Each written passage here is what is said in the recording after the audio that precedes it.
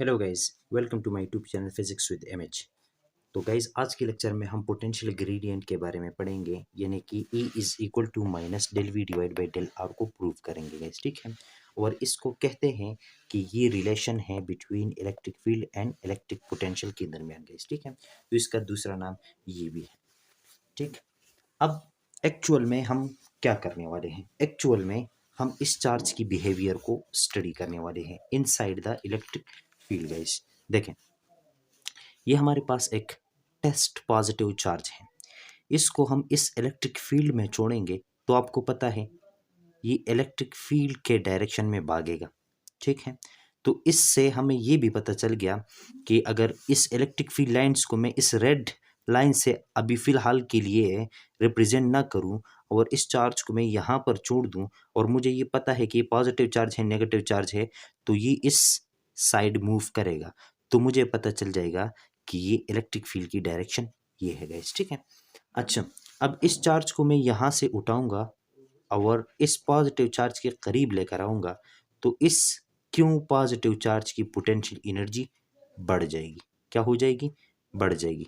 अब देखिए, इस बात को समझने के लिए हम ग्रेविटेशनल पोटेंशियल एनर्जी की एग्जांपल को ले लेते हैं। देखिए, मेस मेस हर वो चीज़ होता है जो अपने इर्द गिर्द ग्रेविटेशनल फील्ड को क्रिएट करता है, ठीक है। हर वो चीज़ जो अपने इर्द गिर्द ग्रेविटेशनल फील्ड को क्रिएट करे मेस कहलाता है। उस फील्ड के अंदर अगर दूसरा मेस आ जाए तो इनके आपस में इंट्रैक्शन अट्रैक्शन हो जाता है। इनके आपस में इंट्रैक्शन अट्रैक्शन हो जाता है, ठीक है, यानी कि एक दूसरे को खींचते हैं। अब लेट सपोज ये जो बोर्ड है इसका सरफेस ग्राउंड सरफेस कंसीडर करें, और इस बॉडी को मैं इस अर्थ के फील्ड में अगर छोड़ दूं तो ये किधर जाएगा? नीचे की तरफ जाएगा। जिस जानिब जाएगा हमें उस जानिब ग्रेविटेशनल फील्ड मिल जाएगी। ग्रेविटेशनल फील्ड की डायरेक्शन डाउनवर्ड है। जिस तरह पॉजिटिव चार्ज जिस जानिब भाग रहा था उस जानिब हमें इलेक्ट्रिक फील्ड का डायरेक्शन मिल गया। तो ये ऑब्जेक्ट इस अर्थ के ग्रेविटेशनल फील्ड में अगर मैं रखूं तो जिस जानिब ये जाएगा उस जानिब ग्रेविटेशनल फील्ड की क्या होगी? डायरेक्शन होगी गाइस, ठीक है। अच्छा, अब इस ऑब्जेक्ट को मार्कर को मैं अगेंस्ट द ग्रेविटेशनल फील्ड लेके जाता हूँ ऊपर। अगेंस्ट द ग्रेविटेशनल फील्ड इसके ऊपर मैं वर्क डन कर रहा हूँ, तो ये ऊपर की तरफ इस तरह आएगा और नतीजतन इसकी पोटेंशियल एनर्जी बढ़ती जाएगी।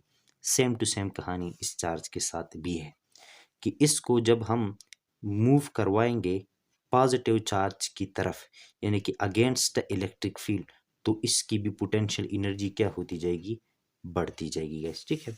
इसी बात को हम देखने वाले हैं इस इक्वेशन की शक्ल में, ठीक है। किस तरह से?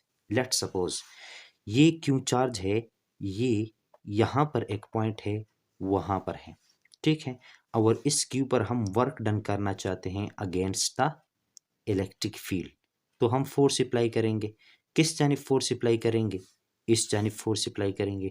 ये डिस्प्लेसमेंट किस जानिब कवर करेगा? इस जानिब कवर करेगा, ठीक है। लेकिन इलेक्ट्रोस्टैटिक इक्विलिब्रियम में इस चार्ज को रखते हुए हम फोर्स अप्लाई करेंगे। इस बात का क्या मतलब है? देखें, इस चार्ज के ऊपर यहाँ से एक फोर्स लग रहा है इस जानिब का, ठीक है। हम उतनी ही मैग्नीट्यूड में इस जानिब फोर्स लगाएंगे, यानी कि ये वाला फोर्स और ये वाला फोर्स मैग्नीट्यूड में क्या होंगे? बराबर होंगे। तो नेट फोर्स इस चार्ज के ऊपर क्या होगा? ज़ीरो होगा। उसकी वजह से नेट फोर्स ज़ीरो होने की वजह से इस चार्ज में हम कुछ एक्सेलरेशन प्रोड्यूस नहीं कर पाएंगे। तो ये इलेक्ट्रोस्टैटिक इक्विलिब्रियम में रहेगा गाइस, ठीक है। अच्छा, अब अगर इसके ऊपर हम वर्क डन करेंगे, क्या करेंगे? Work done. तो वर्क डन की डिफिनीशन ये है एफ डॉट डेल आर, ठीक है। अब इस फोर्स को जो कि हम यहाँ से लगा रहे हैं गैस, ठीक है, इन terms of this electric field अगर लिखना चाहें तो किस तरह लिखेंगे? इसको कॉल किया इक्वेशन नंबर 1। इलेक्ट्रिक फील्ड की इक्वेशन हमारे पास है, इलेक्ट्रिक फील्ड की इंटेंसिटी जो है उसकी डिफिनीशन ही है फोर्स पर यूनिट चार्ज, ठीक है।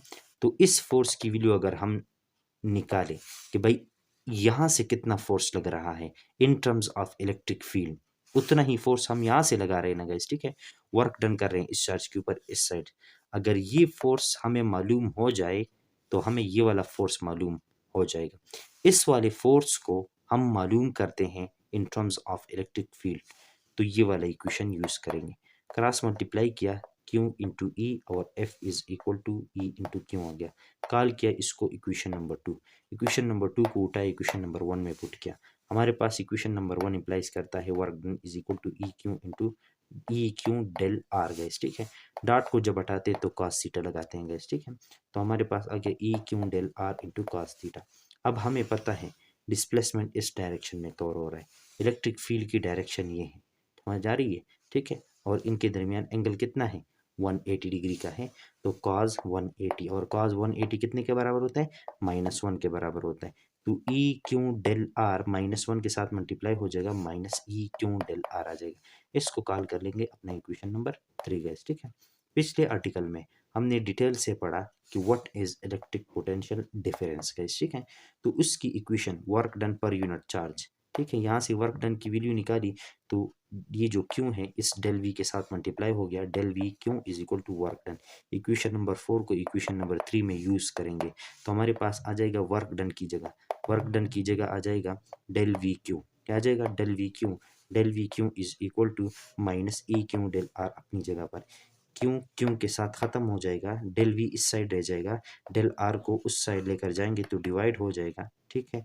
और -1 के साथ यहाँ से भी मल्टीप्लाई करेंगे, यहाँ से भी मल्टीप्लाई करेंगे तो ये माइनस हो जाएगा इज इक्वल टू ई। ये वाला इक्वेशन है गाइस, ठीक है। ये हमने डिराइव कर लिया। अब इसका मतलब ये है, इसको हम कहते हैं पोटेंशियल ग्रेडियंट। इसको हम डिफाइन इस तरह से करते हैं कि इसको हम डिफाइन इस तरह से करते हैं कि भाई क्या है ये, the rate of change of potential difference with respect to displacement is equal to electric field. और इसका मतलब ये है कि पोटेंशियल इंक्रीज होता है, पोटेंशियल इंक्रीज होता है, यानी कि मैंने कहा ना पोटेंशियल एनर्जी इंक्रीज होती है, तो इसका मतलब ये है कि पोटेंशियल इंक्रीज होता है। पोटेंशियल का मतलब क्या है, potential energy per unit charge, ठीक है। पोटेंशियल इंक्रीज होता है डिस्प्लेसमेंट के लिहाज से जब हम इलेक्ट्रिक फील्ड के अगेंस्ट जाते हैं। इस इक्वेशन का मतलब ये है, पोटेंशियल डिफरेंस इंक्रीज होता है डिस्प्लेसमेंट के लिहाज से जब हम इलेक्ट्रिक फील्ड के अगेंस्ट जाते हैं। अगेंस्ट यहाँ पर कहाँ लिखा हुआ है, इस माइनस की शक्ल में गैस, ठीक है। फिर से सुने, इलेक्ट्रिक पोटेंशियल डिफरेंस इंक्रीज होता है विद रिस्पेक्ट टू डिस्प्लेसमेंट जब हम इलेक्ट्रिक फील्ड के अगेंस्ट जाते हैं गैस, ठीक है। आज का टॉपिक ये था। तो उम्मीद है आपको आज का टॉपिक पसंद आया होगा और समझ भी आया होगा। अगर पसंद आया है, समझ में आ गया है तो इसको लाइक करें, अपने दोस्तों के साथ शेयर करें। मिलते हैं नेक्स्ट लेक्चर में, तब तक के लिए अपना ख्याल रखिएगा। अल्लाह हाफिज़।